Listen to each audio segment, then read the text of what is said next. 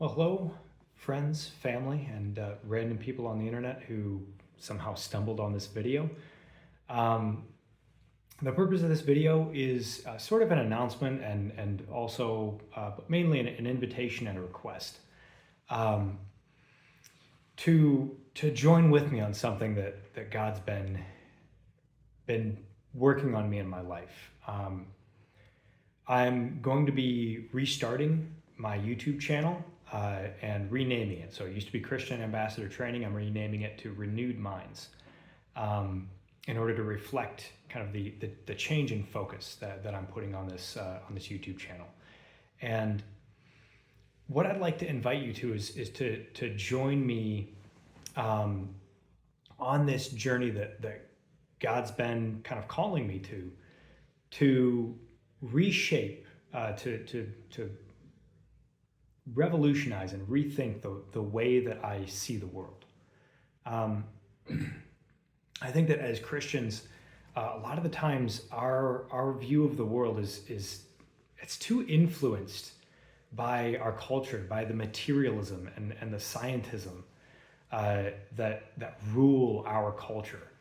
And it causes all kinds of issues. It makes us ask the wrong questions about the Bible. I remember when I was reading through the Bible last year, and I got in Judges. I was reading the story of Samson, and I saw that passage where Samson captures a bunch of foxes, and he ties their tails together and sets them on fire and lets them loose in the fields of his enemies. And I was like, "What's going on there? What is he doing?" And I went and I looked at the commentaries, and 9 out of 10 of the commentaries were like, "Did Samson really do this? It seems kind of inconvenient." And so some people have questioned whether this really happened or not. And so here's the arguments for why it really happened, and here's the arguments for why it might not have happened. And it's like, that's the wrong question. That's completely the wrong question. The right question is why? Why would Samson do that? Why foxes? Why did he tie their tails together? Why did he set them on fire? Like, what's going on there? What's the symbolism? What's the idea? What message is he trying to send? Right? Whether the numbers are exact or not, like, who cares? All I care, like, I want to know why. What's the author trying to tell us? Right? And most of the commentaries just completely missed that question. And it's because of this influence of this question. There's this skeptical attack on the Bible of, all these miracles and stuff that, they're superstitions. And then there's the response by some Christians of saying, no, these things really happened, and we have to, and like all of our attention is on that question.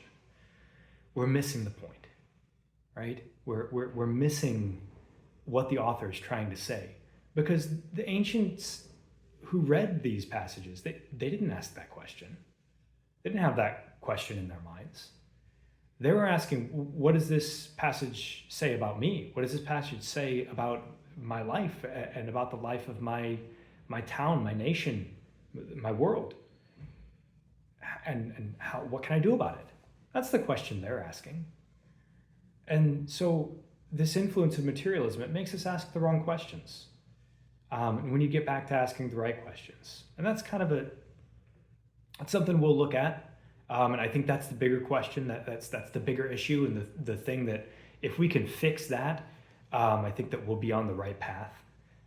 The other thing that materialism does is I think that it makes our thinking about reality and about spirits in particular a little bit naive. I feel like before God kind of grabbed hold of me and started to shift things around in the way that I saw the world, and kind of this view of reality that was more influenced by Touched by an Angel or Frank Peretti's This Present Darkness or even Ghostbusters, more than it was influenced by the Bible and by the thinkers that kind of shaped the world that the Bible was written in.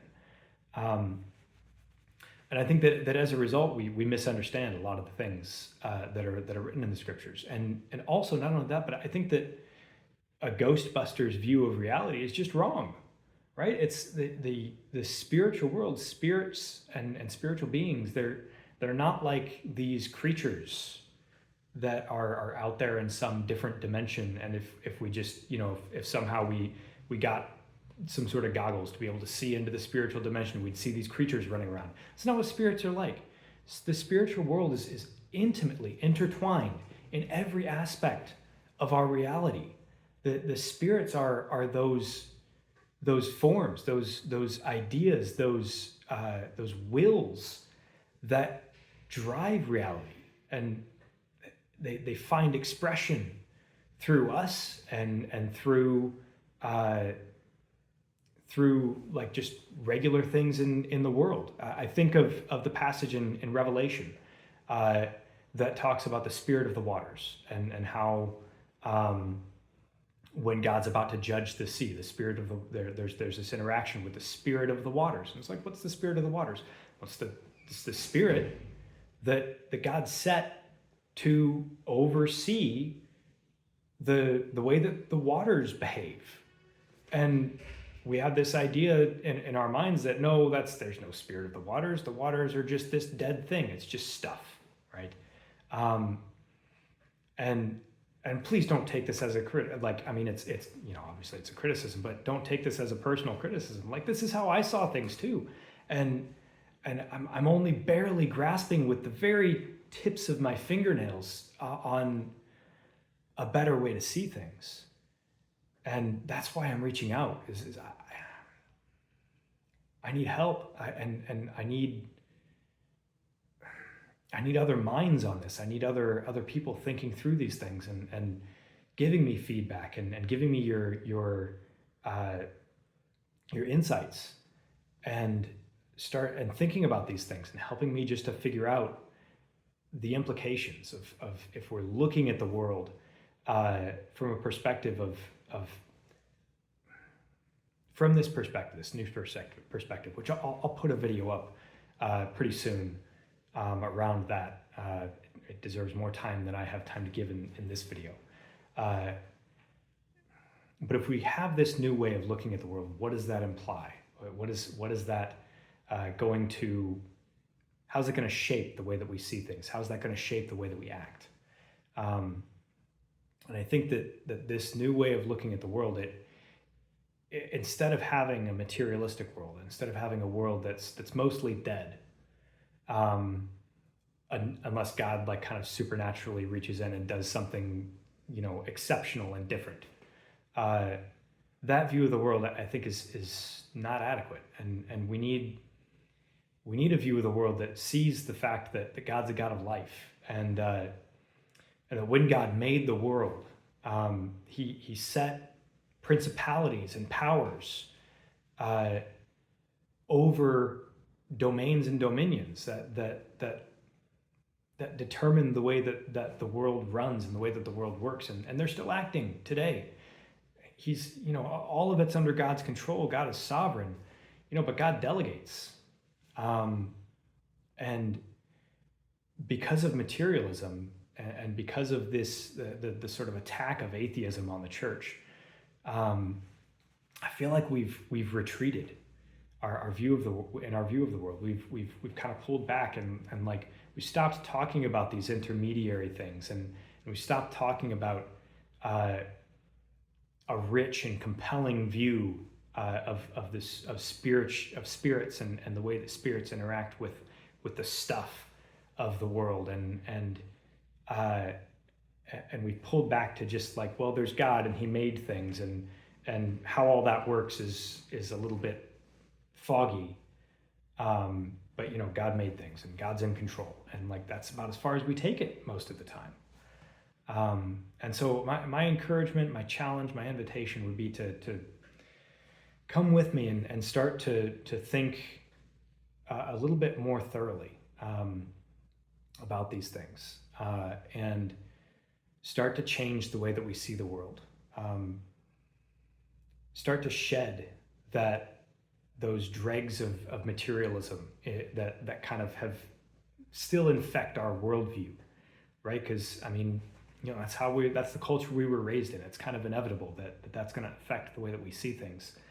But Paul calls us to more than that. Paul calls us not to be conformed to this world, but to be transformed by the renewing of your minds. And that's why I've named this channel Renewed Minds, is because I want to invite all of you to come with me, to give me your insights and to give me your challenges when you feel like maybe I'm going off the rails, because I'm sure I'm going to do that. These kinds of topics, they're new to me, and I'm sure I'm going to make mistakes.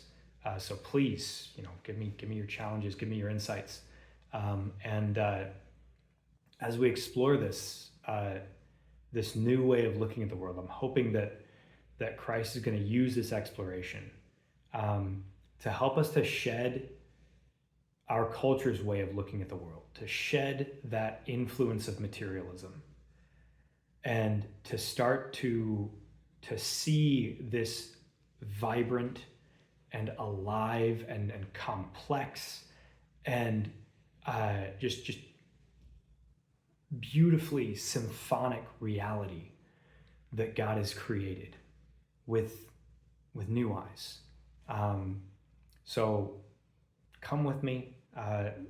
Please give this channel a little bit of grace, because as I get into this, I'm going to have a hard time explaining where my head's been at for the last couple of years. But hopefully I'll get better as we go along. And as I get feedback, particularly from Joy, she's tends to be my touchstone on these things, but also from you guys, because I wouldn't reach out if I didn't think that this was important, and if I didn't think that this was something that requires your participation and your aid. I need help on this, and I think it's bigger. It's more than just me. I think it's something the whole church needs to be engaging with, because we're quickly approaching a time when our materialistic view of the world, this view of the world that's kind of incapable of properly perceiving spiritual realities, of really seeing them with nuance, is going to land us in hot water with the way that the culture is going. So come with me, and together, hopefully we can start to see this world with renewed minds.